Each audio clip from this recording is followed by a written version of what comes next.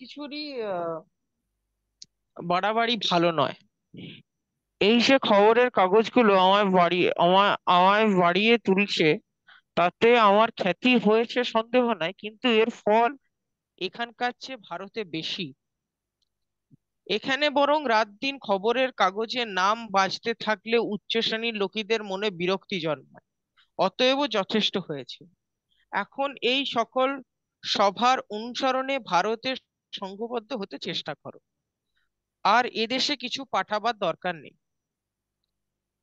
প্রথমত, মাতা ঠাকুরুনির জন্য একটি জায়গা করার দৃঢ় সংকল্প করেছি, কারণ মেয়েদের জায়গায় প্রথম দরকার।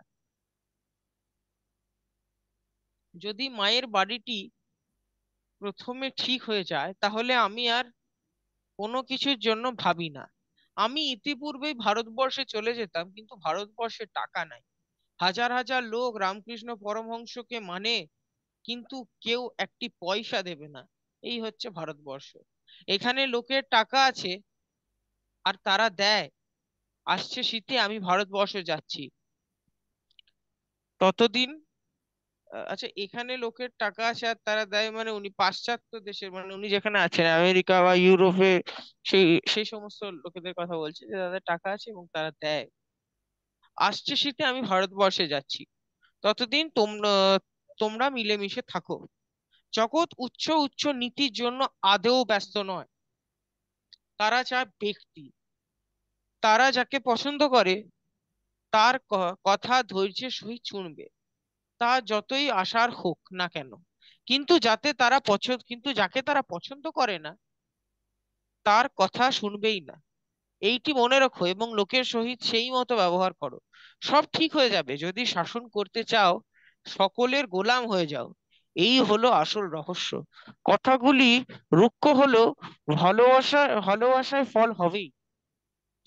যে কোনো ভাষার আবরণই থাকুক না কেন, ভালোবাসা মানুষ আপনা হইতেই বুঝতে পারে। ভাষা, রামকৃষ্ণ পরমহংস যে ভগবানের বাবা, তাতে আমার সন্দেহ মাত্র নেই। তবে তিনি কি বলতেন, লোককে দেখতে দাও। তুমি জোর করে দেখতে তুমি জোর করে কি দেখাতে পারো? এইমাত্র আমার অবজেকশন, আপত্তি। লোকে বলুক আমরা কি বলবো। দাদা, বেদান্ত পুরাণ ভাগবতে যে কি আছে তা রামকৃষ্ণকে না পড়লে কিছুই বোঝা যাবে না। His life is a searchlight of infinite power thrown upon the m- uh, world, no, thrown upon the whole mass of Indian religious thought. He was the living commentary of the Vedas and to their aim. He had lived in one life the whole cycle of national religious existence in India. ভগবান শ্রী রামকৃষ্ণ জন্মেছিলেন কিনা, বুদ্ধ চৈতন্য প্রভৃতি একঘেয়ে Ramakrishna Paramahansa, the latest and the most perfect, সবচেয়ে আধুনিক এবং সবচেয়ে পূর্ণ বিকশিত চরিত্র। জ্ঞান, প্রেম, বৈরাগ্য, লোক হিতচিকর্ষা, উদারতম জমাট। কি এটা? লোক হিত চিকিৎসা, এটা কি হয়ে আছে? যাই হোক, মানে লোকহিতকারী আর কি। লোকের হিত যে চিন্তা করে, তার চেষ্টা করে। উদারতার জমাট। কারুর সঙ্গে কি তাহা তুলনা হয়? তাকে যে বুঝতে পারে না, তার জন্ম বৃথা। আমি তার জন্মান্তরের দাস। এই আমার পরম ভাগ্য। তার একটা কথা বেদান্ত অপেক্ষা অনেক বড়। তস্য দাস দাস দাসোহম। তবে একঘেয়ে গোঁড়ামি দ্বারা তার ভাবের ব্যাঘাত হয়, এজন্য চটি। তার নাম বরং ডুবে যাক, তার উপদেশ শিক্ষা ফলবতী হোক। তিনি কি নামের দাস? ভায়া, যীশু খ্রিস্টকে জেলেমালাই ভগবান বলেছে। পণ্ডিতেরা মেরে ফেললে বুদ্ধকে বেনে রাখাল তার জীবদ্দশায় মেনেছিল। শ্রীরামকৃষ্ণকে জীবন দশায় না। আচ্ছা, ঊনবিংশ শতাব্দীর শেষ ভাগে ইউনিভার্সিটির ভূত ব্রহ্মদত্তিরা ঈশ্বর বলে পূজা করিয়েছে, মানে স্কুল কলেজের ছেলেরা আর কি। হাজার হাজার বৎসর পূর্বে তাদের কৃষ্ণ, বুদ্ধ প্রভৃতি দু-দশটির কথা পুঁথিতে আছে মাত্র। যার সঙ্গে ঘর করিনি সেই বড় ঘরনি। এই যে আজন্ম দিবারাত্র সঙ্গ করেও তাদের চেয়ে ঢের বড় বলে বোধ হয়। এই ব্যাপারটা কি বুঝতে পারো ভাইয়া? মা ঠাকুরন কি বস্তু তা বুঝতে পারিনি, এখনো কেউই পারে না, ক্রমে পারবে। ভাইয়া, শক্তি বিনা জগতের উদ্ধার হবে না। আমাদের দেশে সকলের অধম কেন? আমাদের দেশ সকলের অধম কেন, শক্তিহীন কেন? আচ্ছা, তার আগে আমরা বলি, এই লাস্ট প্যাসেজটা শুরু করে আমরা যে একটা কথোপকথন পড়লাম, আসলে এর একটা ব্যাকগ্রাউন্ড আছে। ব্যাকগ্রাউন্ডটা কি, যে স্বামী শিবানন্দ এর আগে স্বামীজিকে একটা চিঠি লিখেছে। চিঠিতে তিনি বলেছিলেন যে এই যে আপনি যে এরকম মানে এই প্রচার করছেন এবং এত লেকচার দিচ্ছেন এবং আপনার নাম হচ্ছে, এবং তিনিও খুব সম্ভবত কিছু ভারতীয় নিউজ পেপারস এর কাটিংও পাঠিয়েছিলেন তাকে, যে তাকে নিয়ে এই লেখা হচ্ছে। তো তিনি জিজ্ঞেস বলেছিলেন যে আপনি কেন ঠাকুর শ্রীরামকৃষ্ণের কথা আরো বেশি করে প্রচার করছেন, মানে তার নাম কেন আরো বেশি করে প্রচার করছেন না, বা কেন তার সম্পর্কে আরো বেশি করে বলছেন না? তো তারই রেসপন্সে তিনি একটা আর কি এই কথাগুলো বলছেন। এবং তার সারমর্মটা আমরা এই কথাটাই বুঝতে পারি যে তার নাম বরং ডুবে যাক, তার উপদেশে, তার উপদেশ ফলবতী হোক। তিনি কি নামের দাস? যাই হোক, তো এবার আমরা পরের প্যাসেজটায় আসি। মা ঠাকুরন কি বস্তু বুঝতে পারিনি, এখনো কেউ পারে না, ক্রমে পারবে। ভয়া, শক্তি বিনা জগতের উদ্ধার হবে না। আমাদের দেশ সকলের অধম কেন, শক্তিহীন কেন, শক্তির অবমাননা, সে শক্তির অবমাননা সেখানে বলে। মা ঠাকুরানী, ঠাকুরানী ভারতে পুনরায় সেই মহাশক্তি জাগাতে এসেছেন। তাকে অবলম্বন করে আবার সব গার্গী মৈত্রী জগতে জন্মাবে। দেখছো কি ভাইয়া, ক্রমে সব বুঝবে। এজন্য তার মঠ প্রথমে চায়। রামকৃষ্ণ পরমহংস বরং যান, আমি ভীত নই, বরং যান, আমি ভীত নই। মা ঠাকুরানী গেলে সর্বনাশ। শক্তির কৃপা না হলে কি ঘোড়ার ডিম হবে? আমেরিকা ইউরোপে কি দেখছি, শক্তির পূজা, শক্তির পূজা। তবু এরা অজান্তে পূজা করে, কামের দ্বারা করে। আর যারা বিশুদ্ধভাবে, সাত্ত্বিকভাবে, মাতৃভাবে পূজা করবে, তাদের কি কল্যাণ, আহ কল্যাণ না হয়ে থাকবে? আমার চোখ খুলে যাচ্ছে, দিন দিন সব বুঝতে পারছি। সেই জন্য আগে মায়ের জন্য মঠ করতে হবে। আগে মা আর মায়ের মেয়েরা, তারপর বাবা আর বাপের ছেলেরা। এই কথা বুঝতে পারো কি? সকলে ভালো, সকলকে আশীর্বাদ করো। সকলে ভালো, সকলকে আশীর্বাদ করো দাদা। দুনিয়ার দুনিয়াময় তার ঘর ছাড়া আর সকলেই জায়গাতেই যে ভাবের ঘরে চুরি। দাদা, রাগ করো না, তোমরা এখনো কেউ মাকে বোঝোনি। মায়ের কৃপা আমার উপর বাপের কৃপা চেয়ে লক্ষ গুণ বড়। ওই মায়ের দিকে আমিও একটু গোঁড়া।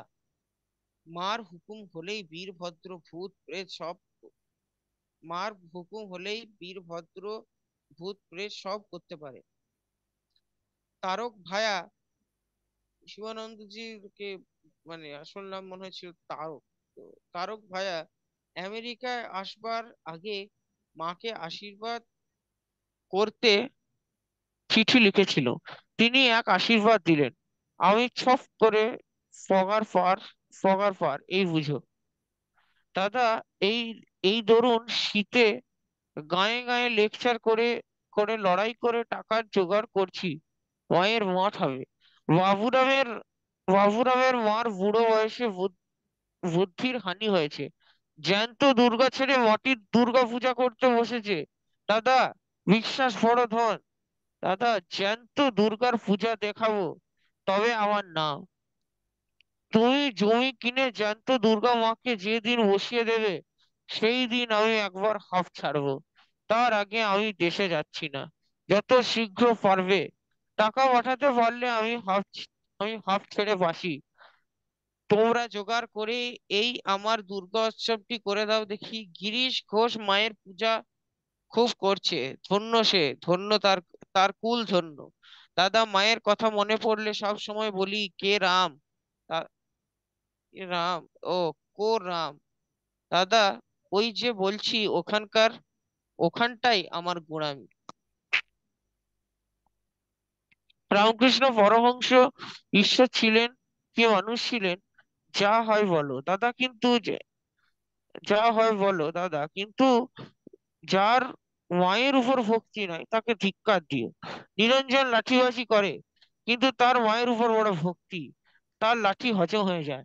নিরঞ্জন এমন কার্য করছে যে তোমরা শুনলে অবাক হয়ে যাবে।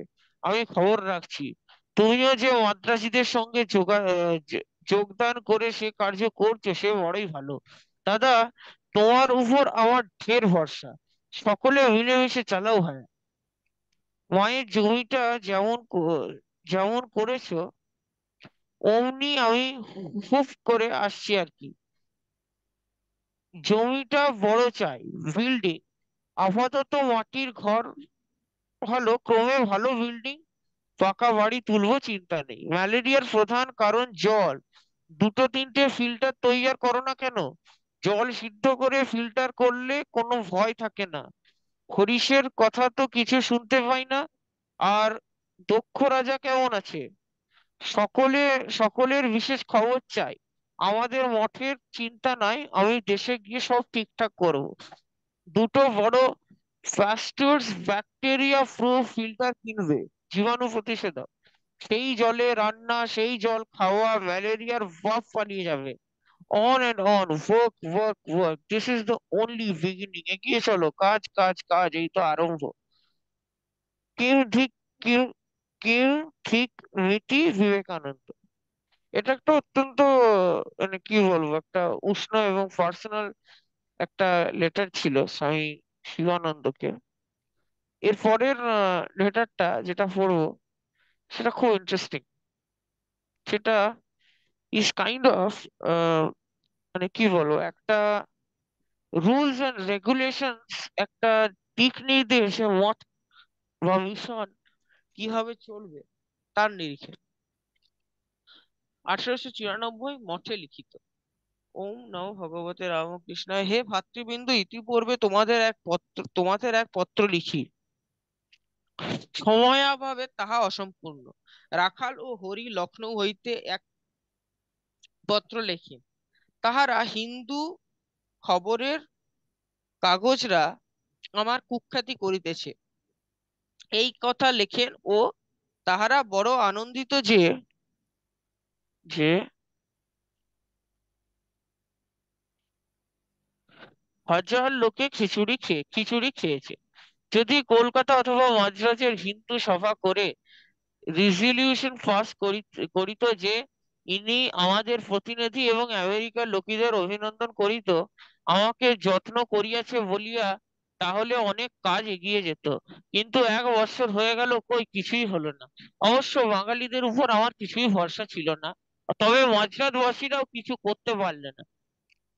আমাদের জাতের কোনো ভরসা নাই, কোনো একটা স্বাধীন চিন্তা কারও মাথায় আসে না। সেই ছেঁড়া কাঁথা সকলে ভরে টানাটানি। রামকৃষ্ণ পরমহংস এমন ছিলেন তেমন ছিলেন, আষাঢ়ে গপ্প গফি আর, আচ্ছা, আষাঢ়ে গপ্প গফি আর সীমান্ত নাই। হরে হরে বলি, হরে হরে বলি, একটা কিছু করে দেখাও, যে তোমরা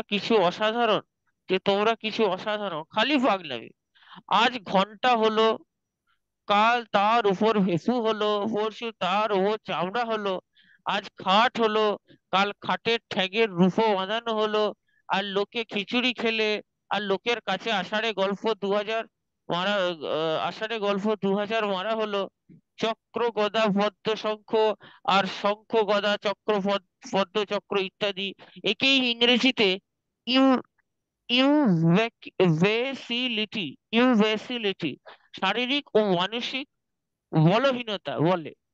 যাদের মাথায় ওই রকম, কি বলে, ভেলকেমো ছাড়া আর কিছু আসে না, তাদের নাম ইউভেসাইল। ক্লিভ।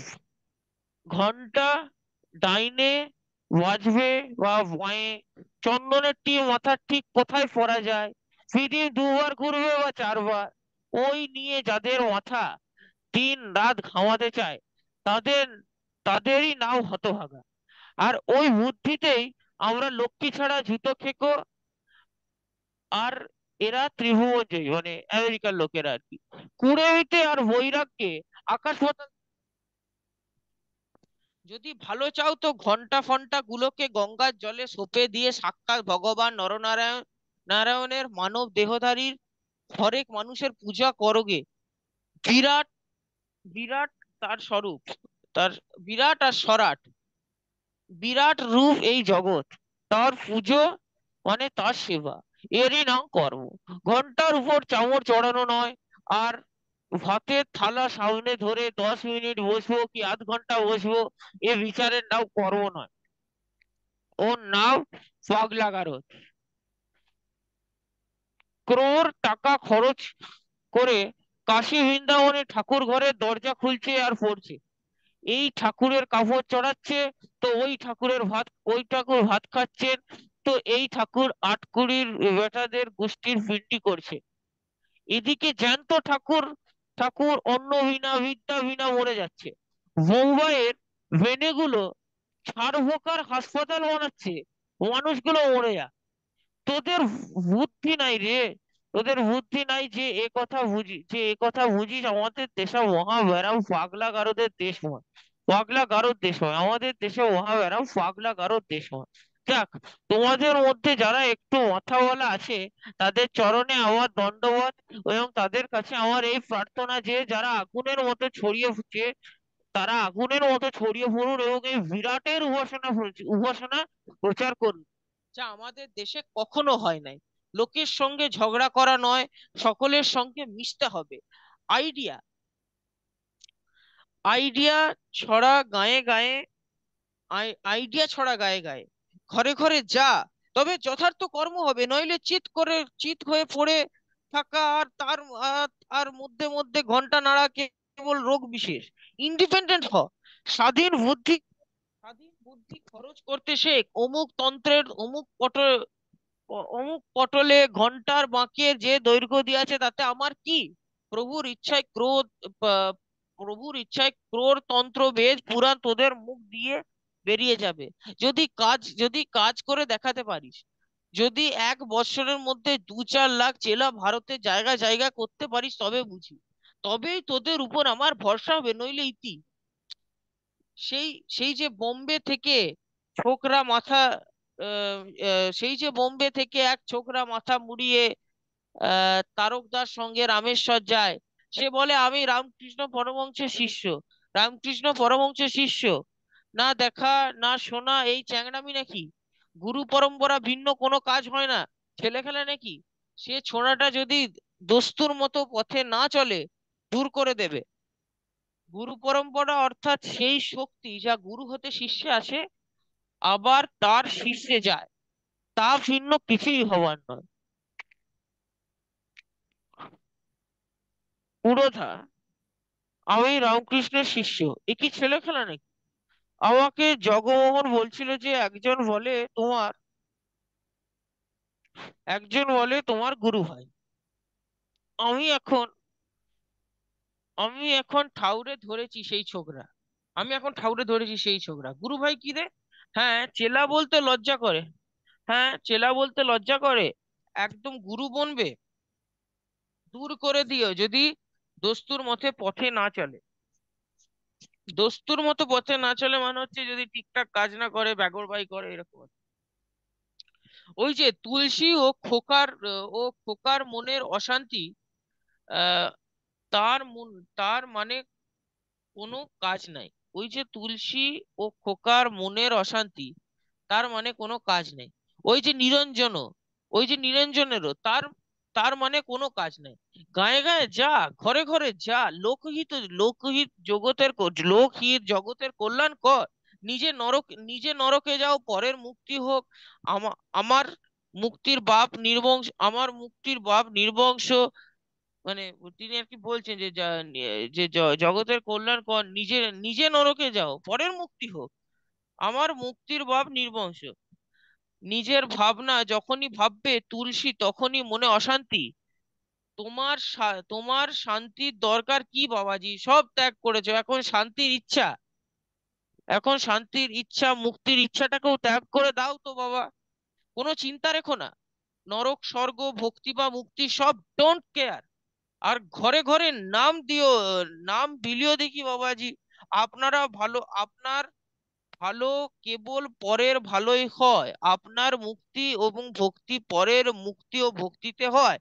তাইতে লেগে যাও, মেতে যাও, উন্মাদ হয়ে যাও। ঠাকুর যেমন তোমাদের ভালোবাসিতেন, আমি যেমন তোমাদের ভালোবাসি, তেমনি তোমরা তেমনি জগৎকে ভালোবাসো দেখি। সকলকে একত্র করো, গুণবিধি কোথায় তাকে তোমাদের কাছে আনবে। তাকে তোমার, তাকে আমার অন্তত ভালোবাসা, তাকে আমার অনন্ত ভালোবাসা। সকলকে একত্র করো, গুণবিধি কোথায় তাকে তোমাদের কাছে আনবে। তাকে আমার অনন্ত ভালোবাসা। গুপ্ত কোথা, সে আসতে চায় আসুক। তার আমার নাম করে তাকে ডেকে আনো। এই কটি কথা মনে রেখো। এক, আমরা সন্ন্যাসী, ভক্তি মুক্তি সব ত্যাগ। জগতের, দুই, জগতের কল্যাণ করা, আচণ্ডালের কল্যাণ করা, এই আমাদের ব্রত। তাতে মুক্তি আসে বা নরক আসে, ডোন্ট কেয়ার। রাম, তিন, রামকৃষ্ণ পরমহংস জগতের কল্যাণের জন্য এসেছিলেন। তাকে মানুষ, মানুষ বলো বা ঈশ্বর বলো বা অবতার বলো, আপনার আপনার ভাবে নাও। চার, যে তাকে নমস্কার করবে সে সেই মুহূর্তেই সোনা হয়ে যাবে। এই বার্তা নিয়ে ঘরে ঘরে যাও দেখি বাবাজি, অশান্তি দূর হয়ে যাবে। ভয় করো না, ভয়ের জায়গা কোথায়? তোমরা তো কিছু তোমরা তো কিছু চাও না। এতদিন যার নাম চরিত তোমাদের চরিত্র চারিদিকে ছড়িয়েছে, তোমাদের চরিত্র চারিদিকে ছড়িয়েছো, বেশ করেছো। এখন অর্গানাইজড হয়ে ছড়াও, প্রভু তোমাদের সঙ্গে আছে, ভয় নেই। আমি মরি আর বাঁচি, আমি মরি আর বাঁচি, দেশে যাই বা না যাই, তোমরা ছড়াও, প্রেম ছড়াও, গুপ্তকেও এই কাজে লাগাও। কিন্তু মনে রেখো, পরকে মারতে ঢাল খাড়াই দরকার, ঢাল খাড়ার দরকার পরকে মারতে। সন্নিমিত্তে বরং ত্যাগ ও বিনাশে নিয়তে সতী। যখন মৃত্যু অবশ্যম্ভাবী, তখন সৎ বিষয়ের জন্য দেহত্যাগই শ্রেয়। ইতি। পুনশ্চ, পূর্বের চিঠি পূর্বের চিঠি মনে রেখো। মেয়ে মধ্য দুই চাই, মেয়ে মধ্য দুই চাই, আত্মাতে মেয়ে পুরুষের ভেদ নেই, আত্মাতে মেয়ে পুরুষের ভেদ নেই। তাকে অবতার বললেই হয় না, শক্তির বিকাশ চাই। আচ্ছা, হাজার হাজার পুরুষ চাই, স্ত্রী চাই, যারা আগুনের মতো হিমাচল থেকে কন্যাকুমারী, উত্তর মেরু থেকে দক্ষিণ মেরু, দুনিয়াময় ছড়িয়ে পড়বে। ছেলে খেলার কাজ নেই, ছেলে খেলার সময় নেই। যারা ছেলে খেলা করতে চায় তফাৎ হও এই বেলা, নইলে মহা বিপদ তাদের। অর্গানাইজেশন, সংঘ চাই, কুড়েমি দূর করে দাও। ছড়াও ছড়াও, আগুনের মতো যাও সব জায়গায়। আমার উপর ভরসা রেখো, আমি মরি বাঁচি, তোমরা ছড়াও ছড়াও। ইতি নরেন্দ্র। তো এটা একটা অত্যন্ত একটা মোটিভেটিং একটা পিস অফ লেটার ছিল, যেটা তিনি তার মঠের গুরু ভাইদেরকে লিখছেন। এবং অ্যাকচুয়ালি পুনশ্চতে তিনি বলছেন যে আহ, মেয়ে মরদ দুই চাই, আত্মাতে মেয়ে পুরুষের ভেদ নেই। তাকে অবতার বললেই হয় না, শক্তির বিকাশ চাই। তো আমরা একটা জিনিস তো পরিষ্কার দেখতে পাচ্ছি যে এই যে উমেন এম্পাওয়ারমেন্ট, সেটা যখন অফিসিয়ালি শুরুও হয়নি, স্বামীজি কিন্তু তখন থেকে কিন্তু উমেন এম্পাওয়ারমেন্ট করে যাচ্ছে। এবং উমেন এম্পাওয়ারমেন্টে স্বতঃস্ফূর্তভাবে বিশ্বাসী, তার জন্য কিন্তু তিনি আগের চিঠিতেও আমরা দেখলাম যে মেয়েদের মত করার জন্য একটা এত কথা বলছেন, এত বারবার করে জিনিসটাকে প্রেস করছেন। দুই, তিনি কিন্তু মহিলা মঠ বানানোর জন্য দীর্ঘদিন তার মনের মধ্যেই চিন্তা ছিল। তার জন্য জমি কেনারও তার ইচ্ছে হয়েছিল, পরবর্তীকালে কেনা হয়। এখন যদি তোমরা কেউ দক্ষিণেশ্বর যাও, দক্ষিণেশ্বরে যে সারদা মঠ আছে, তা অ্যাকচুয়ালি স্বামীজিরই কল্পনা, ভাবনা, চিন্তা থেকে আসা, এবং শ্রী মায়ের আশীর্বাদে তা হয়েছে। আহ তো আজকে আমরা এই দুটো চিঠি পড়লাম, এগুলো মূলত ছিল একটা মঠের নিজেদের মধ্যে একটা ইন্টারনাল চিঠি বলতে পারো। প্রথমটা স্বামী শিবানন্দকে লেখা, এবং সেকেন্ডটাতে আহ হচ্ছে তারই মঠের মঠের লেখা আর কি, মঠকে লেখা। এখানে কতগুলো জিনিস খুব খুব মানে কি বলবো, খুব ইম্পর্টেন্ট, খুব নজর কাড়া। সেটা হচ্ছে এই যে ইমবেসিলিটি, যেটাকে উনি বলছেন, শারীরিক শারীরিক ও মানসিক বলহীনতা। মানে এই যে একটা অতিশয্যতা পুজোর যে ঠিক কতক্ষণ ভাতের থালাটা নিয়ে বসে থাকবো, কিভাবে আরতিটা হবে, চন্দনের ফোঁটাটা ঠিক কতটা উপরে লাগাতে হবে, কতটা বড় করতে হবে, এই এই যে এই ছোট ছোট ছোট ছোট ব্যাপারগুলোকে নিয়ে আমি সেটাকে, আমরা এখানে কেউ সেগুলোকে আমরা এখানে মানে কি বলবো ক্রিটিসাইজ করছি। আবার তুমি বলছেন যে এই মুহূর্তে আমাদের উদ্দেশ্য হচ্ছে কাজে তৎপর হওয়া। আর এখন এই সমস্ত ছোট ছোট ব্যাপার নিয়ে যদি সারাক্ষণ তোমরা শক্তি ক্ষয় এবং ক্ষয় করতে থাকো এবং বুদ্ধি লাগিয়ে পরে চিন্তা ভাবনা করে সময় নষ্ট করতে থাকো, তাহলে কিন্তু হবে না। I our life is for a greater cause and you need to put your everything into it. তার জন্য তিনি বলছেন যে তোমরা জায়গায় জায়গায় যাও, অর্গানাইজেশন তৈরি করো। এই যে কাজগুলো আমরা করার চেষ্টা করছি, এর জন্য আমি এখানে আছি এবং আমি এত লেকচার দিচ্ছি, অকথ্য পরিশ্রম করছি যাতে চারটে টাকা আসে, সেই টাকা নিয়ে আমি ভারতবর্ষে যেতে পারি। তোমরাও ঠিক একই ভাবে সেই কাজে ব্রত হও and build the organization in such a way that it strengthens the mission of Sri Ramakrishna and his disciples. তো আজকে আমরা এই দুটো চিঠি পড়লাম। পরের দিন আমরা আবার অন্য কোনো চিঠি বা হয়তো কোনো একটি কনভারসেশন বা কিছু একটা এরকম একটা পড়বো নিশ্চয়ই। আহ এবং পরের দিন বলতে আমাদের কাল একটা ক্লাস আছে, বাট হয়তো তোমাদের তোমাদের ক্লাসের জন্য নেই। যাই হোক, যখন আমাদের পরের দিন আবার ক্লাস থাকবে আমরা হয়তো আবার কোনো একটা চিঠি বা এরকমই হয়তো স্বামী শিষ্য সংবাদ থেকে একটা প্যাসেজ পড়লাম। আগের দিন আমরা